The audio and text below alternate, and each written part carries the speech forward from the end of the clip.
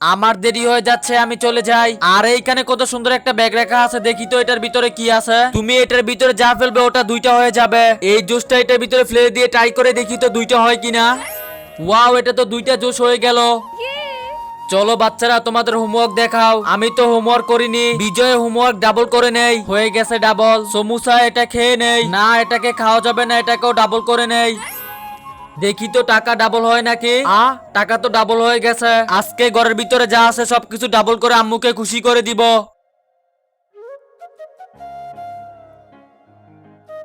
আজকে সব ডাবল করে দিব।